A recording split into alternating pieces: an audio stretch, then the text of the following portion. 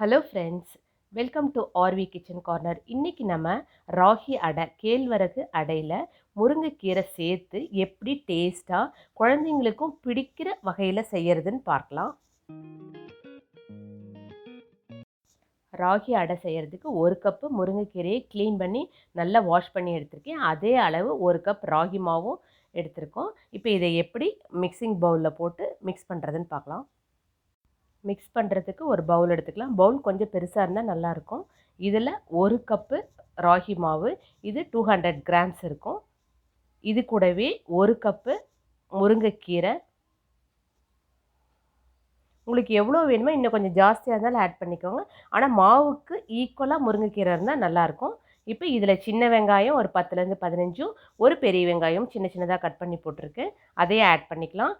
1/4 teaspoon சீரகம், தேவையான salt. அது கூடயே நான் இன்றைக்கி மிளகாத்தூள் ஆட் பண்ணிக்கிறேன். குழந்தைங்களுக்கு நம்ம பச்சை மிளகாவோ சிவப்பு மிளகாவோ ஆட் பண்ணால் அது சாப்பிடும்போது அது பட்டுச்சுன்னா குழந்தைங்க சாப்பிட்றதே அவாய்ட் பண்ணிடுவாங்க. அதனால தான் மிளகாத்தூள் ஆட் பண்ணியிருக்கேன். இப்போ இதை நல்லா நம்ம மிக்ஸ் பண்ணிக்கலாம். ஃபஸ்ட்டு நம்ம தண்ணி விட வேண்டாம். தண்ணி விடாமல் நல்லா மிக்ஸ் பண்ணிக்கலாம். நல்லா மிக்ஸ் பண்ணி எடுத்தாச்சு. இப்போ நம்ம வாட்டர் ஆட் பண்ணிக்கலாம். கொஞ்சம் கொஞ்சமாக வாட்டர் ஆட் பண்ணிக்கலாம். நம்ம மாவு சப்பாத்தி பதத்துக்கும் அந்த மாதிரி கெட்டி தன்மையாகவும் இல்லாமல் நம்ம பிசைஞ்சு எடுத்துக்கணும். அப்போ தான் வேகிறதுக்கு ஈஸியாக இருக்கும். இப்போ நல்லா மிக்ஸ் பண்ணிக்கலாம்.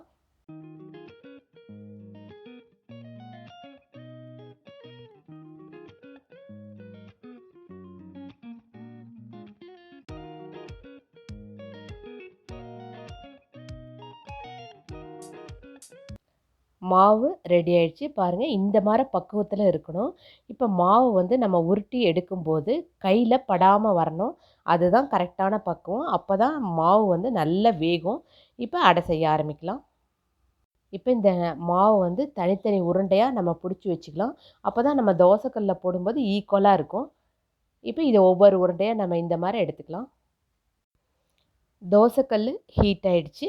தோசைக்கல் ஹீட் ஆன உடனேயும் நீங்கள் சிம்மில் வச்சுக்கோங்க. அப்போ தான் நம்ம மாவை தட்டுறதுக்கு ஈஸியாக இருக்கும். இப்போ ஒரு உருண்டை மாவை எடுத்துக்கலாம். இங்கே பாருங்கள், இந்த மாதிரி எடுத்துட்டு அதுக்கப்புறம் இதை மெதுவாக தோசைக்கல்ல வச்சு நல்லா அழுத்தி விடலாம். நம்ம இந்த 3 விரலை யூஸ் பண்ணியே நம்ம நல்லா எல்லா பக்கமும் ஈவனாக இருக்கிற மாதிரி இப்படி தட்டி விடலாம். உங்களுக்கு இந்த மாதிரி டைரெக்டாக கல்லில் வச்சு தட்டி போடுறது கஷ்டமாக இருந்தால் ஒரு பிளாஸ்டிக் பேப்பரோ இல்லைன்னா வாழை இலையோ தட்டியும் போடலாம். ஆனால் உங்களுக்கு இதுவே ரொம்ப ஈஸியாக தான் இருக்கும். இங்கே பாருங்கள், நல்ல ரவுண்ட் ஷேப்பில் வந்துச்சு. அதுக்கப்புறம் ஒரு விரலில் நம்ம இந்த மாதிரி அழுத்தி ப்ரெஸ் பண்ணால் கரெக்டாக இருக்கும். இப்போ எல்லா சைடும் ஆயில் போட்டுக்கலாம். இப்போ இது கொஞ்சம் நேரம் வேகட்டும். நீங்கள் அடுப்பை இப்போ மீடியம் ஃப்ளேமில் வச்சுக்கலாம். ஒரு 2 to 3 மினிட்ஸில் ரெடி ஆயிரும். கொஞ்ச நேரம் நல்லா வேகட்டும். இப்போ திருப்பி போட்டுக்கலாம். கல்லே ஒட்டாமல் வருது பாருங்கள். அதே சமயம் மேல் சைடும் பாருங்கள் நல்லா வெந்திருக்குது.